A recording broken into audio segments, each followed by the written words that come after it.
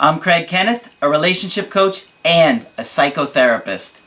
Every relationship is different, and every breakup is different. Work with me, and you'll get professional help on your situation.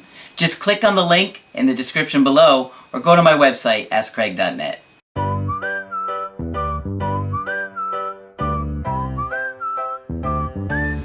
Hi there, I'm Coach Kenneth, and in this video, I'm going to be talking to you about why did they leave me?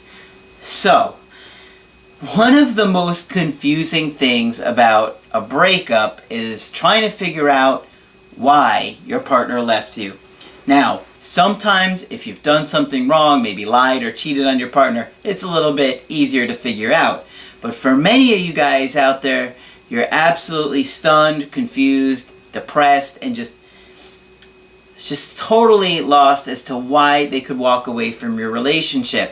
Well, I can tell you that a big part of it is probably because you were doing a lot of behaviors that you were completely unaware of. And those of you guys have, been on my channel for a while, start to see the patterns and start to see, oh my gosh, I was doing this to my partner, I was driving them crazy, they were getting angry at me, and they didn't know how to tell me, or maybe they were suppressing their needs, so it can be confusing when you're going through it, and you can't be objective because you're just so hurt, just so anxious and depressed that it's hard to be objective. So, in this video, I'm going to give an example of an email of a woman that was left by her partner, and as you'll see, she just can't seem to figure out how he could walk away. Okay? So this woman is in her mid-20s, and she says that her English is not very good, but she's going to try and make it understandable. So, she said that she and her boyfriend were together for over 6 years. And he's about 3 years older than her. She said, we were magnetically attracted to each other from the very first moment. So what does that tell me? There's a good chance that they are drawn to each other because they have attachment traumas. And a lot of times when people are just like that, like a magnet, it's because it's unhealthy and they remind you of your caregivers who, in all likelihood, were probably parents that had an anxious or an avoidant attachment style. So, she said, our relationship evolved fast. We were moving in together after just 1 month. That is way too soon. You simply don't know somebody after a month. A lot of times, you don't know somebody after a year. It takes about 2 years to really get to know somebody. And after a month, you're basically moving in with a complete stranger. Think about it. Okay? We fell deeply in love. He was like the emotional core of my life. Do you see how very intense and dramatic she makes everything to be? We fell deeply in love. He was the emotional core of my life. Very dramatic, right? Now, what do I say? When there's drama, look for trauma. We had that special connection I have never had with anyone else. That small bubble we called our world. The us against the world feeling, and our relationship felt unbreakable. Do you see how intense she describes this? I mean, just listen to the way she puts it into perspective. I mean, it's all like powerful, dramatic, us against the world. Like, that is not healthy.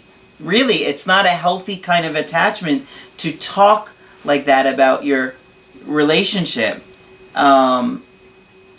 You know what I mean? Sometimes it's hard for me to articulate things that I can feel in my gut and express it to you guys, especially because I know a lot of you guys are not obviously trained like I am to understand this stuff, so you're probably like, but trust me, it's not healthy to talk about your partner in such a dramatic fashion. She said it wasn't conflict-free relationship, though. Sometimes I provoked conflicts because I felt lonely and wanted him to pay attention to me.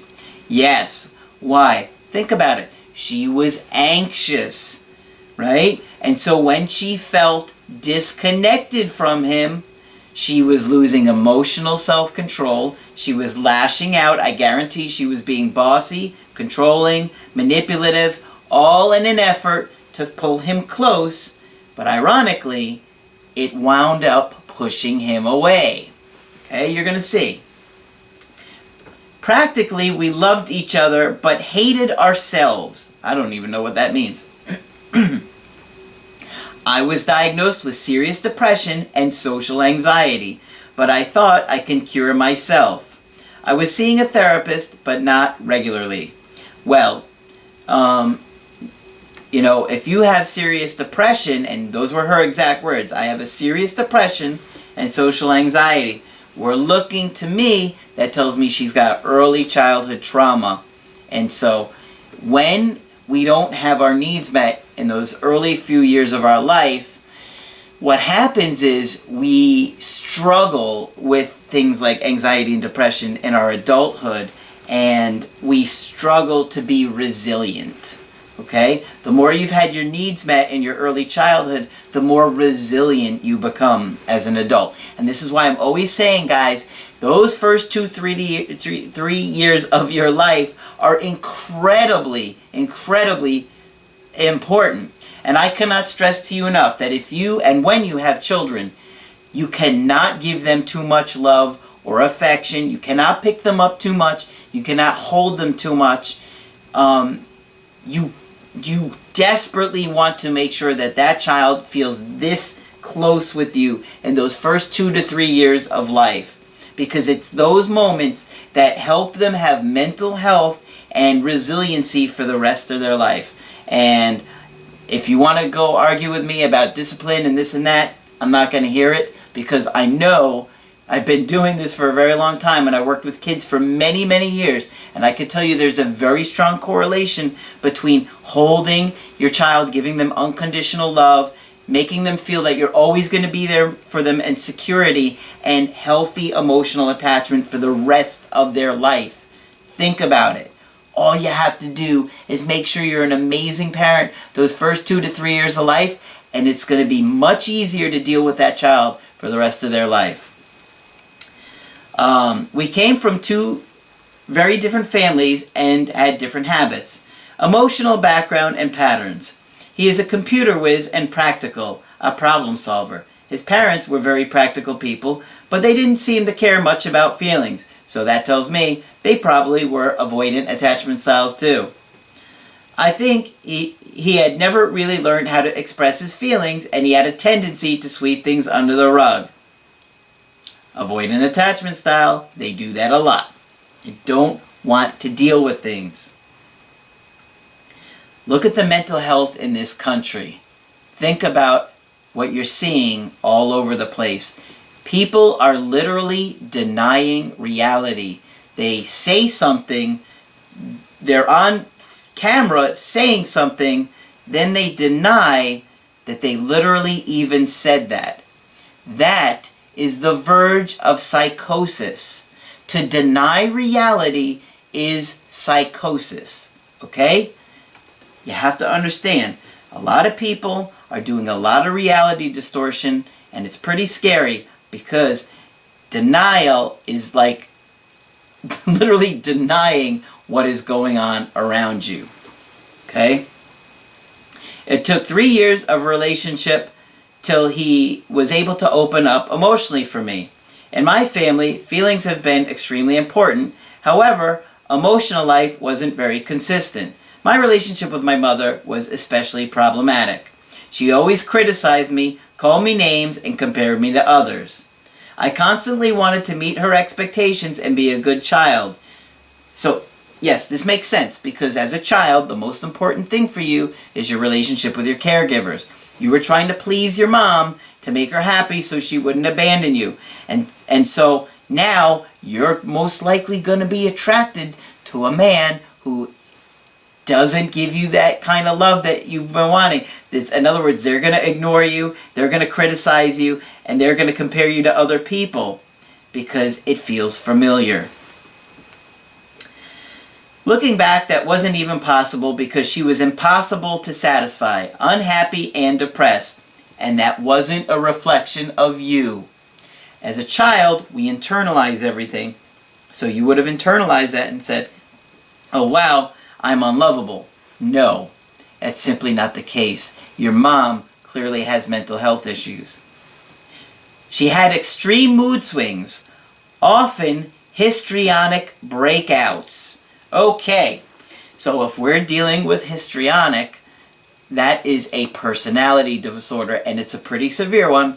I'm not going to go into it too much, but I can assure you, if you had a histrionic parent or caregiver, your life was pretty damn difficult in those early years.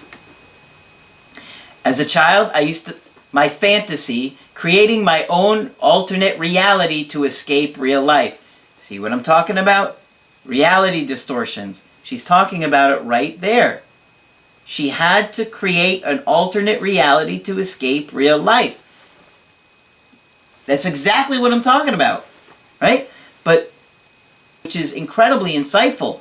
Most people would not even be able to see this. They would not be able to say, I created my old alternate reality to escape. At least she's conscious of it, so that's excellent. Although I do know she's been watching, when she sent me a follow-up email on this, that she said, I've watched every one of your videos, so I bet it's helped her a lot. Somehow I end up being a rationalist and a very theoretical person, an analyst. In November of 2015, one days I couldn't stop crying. He told me I need to get a hold of myself and get myself together because it won't work between us.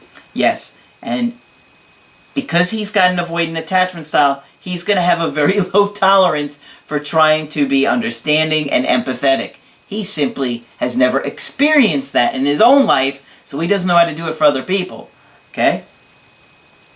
In January, we finally decided that for us and the sake of the relationship, we should just move apart for a period of 6 months. We were talking on a daily basis. We were seeing each other every 2 weeks. So it was basically a long-distance relationship. However, a few changes in his behavior were obvious. I wasn't the first thing on his priority list anymore. He seemed often impatient and angry while being with me, and limited our conversations referring to our goal to becoming more independent. So, her anxious behavior had really pushed him to a point where he was just fed up. But he's part of this issue too. You know, his attachment style and his avoidant attachment style is a big part of this too. So it's not all on her, but she's who I'm working with. So I have to show her what she did and has to work on to improve in her relationships. After 2 months of constantly feeling anxious and having panic attacks, see, we've got early attachment trauma there too, I began to feel a little better in March. He was giving me positive feedback all the way through this period regarding my self-development and our relationship. However, for me, it became more and more strange that he doesn't want to talk about a future at all. After I finished writing my thesis, I asked him about it. I told him to be completely honest because I could feel something is not right. This was in June, 1 week before my exam. He finally told me the reason of his lately strange behavior, because I provoked. He doesn't want to be in this relationship anymore. He was already feeling smothered, and because of your anxiety, it continued to make him feel more and more trapped, and he got to the point where he's like, I can't do this anymore. I was completely shocked. I remember asking myself if this period was for him to prepare for this breakup. He denied it and told me he truly believed in us. He told me he still loves me and doesn't want to lose me, but he can't be with me. That throughout this period, he finally found himself and he realized he couldn't be himself during our relationship. And I would say that he's probably right about that, because when he was himself, it wasn't enough for you because you were anxious and he was an avoidant. And so you wanted this much intimacy, he only wanted this much intimacy. This is what he wanted to do. And because he couldn't do that, you kept pushing him to give him more, and he simply didn't want to do it. He got turned off. He felt trapped. Okay? All right. It wasn't my fault. He just wanted to meet my expectations. He also told me that he feels better alone and relationships aren't for him. These are excuses, okay? He's just telling you that because he doesn't want to be with you. And if a supermodel knocked on his house and said, "Hi, I'm your new neighbor. I brought over a bottle of wine. Want to have some with me?" I highly doubt he'd be like, "Not looking for a relationship right now." See what I'm saying? Okay. He decided to break up around May, but he wanted to wait and tell me until he finished his exam. I couldn't understand his decision after all we've been through. Not to mention what we've promised each other. We'll give it a try after this period. But he ran away when the decisive moment came. I felt betrayed and disappointed because I really believe there is more potential in us and we can turn things into a well-working, mature relationship. Well, I'm not surprised by his behavior at all. And I predicted it almost immediately as soon as I started reading this email because I see things clearly, guys. You have to understand. I see things sometimes like Neo did at the end of The Matrix. Remember when he saw all the little dots? I've gotten to that point where certain things just make me see things so clearly right away. And, you know, obviously I read through it to make sure it's accurate, but once I start to see it, I'm like, oh, here we go. But that is a great thing for you because you guys are really struggling to see anything objectively because you have everything emotionally invested. And I can see it clearly because I'm not emotionally invested to the situation other than trying to help you out and be a good coach for you. So, let me scroll through this because it's gotten a little long. Let me just get to the end here. All right. She asked, why did he leave when everything seemed to be going so well? How could he give up on us? Well, it was going well for you. It wasn't going well for him. You were ignoring what you were doing to him because of your anxiety. People with anxiety completely ignore their needs of their partner at times because their anxiety is so high, all they can think about is soothing their anxiety. Okay? So it was going great for you, but it wasn't going so great for him. How do you think I should handle a situation if he reaches out? Well, if he reaches out, I would definitely take my time with him because he was definitely not feeling so good about this relationship. The most important thing for you is to work on being more aware and conscious of your anxiety. And a good clinician can do that. If you don't want to work with me, a lot of you guys want to work with me, and I'll be happy to, educate you guys and give you guys good insights. But that's another option, is a good clinician that, especially is trained with trauma and, if they have an understanding of attachment styles, which, I don't know, there's not too many therapists that I know that are really interested in that yet, but I think that in the next 10 years or so, people will have a much better understanding of that. Something relatively new to getting studied, getting really researched. I mean, there was a guy who did it back in the 60s, but for many, many years, people didn't want to touch it because it was romantic love. And so not many researchers want to discuss love, because in the past, they used to kind of get laughed at for doing so. So, if you want to get my help personally, go to my website, askcraig.net, sign up for the coaching option that works best for you. If you liked this video and found it informative, put a like on there, please. I really do appreciate it. And be sure to subscribe to the channel because I do post videos Monday through Friday. But that's it for this video. I'm Coach Craig Kenneth, and I will talk with you soon.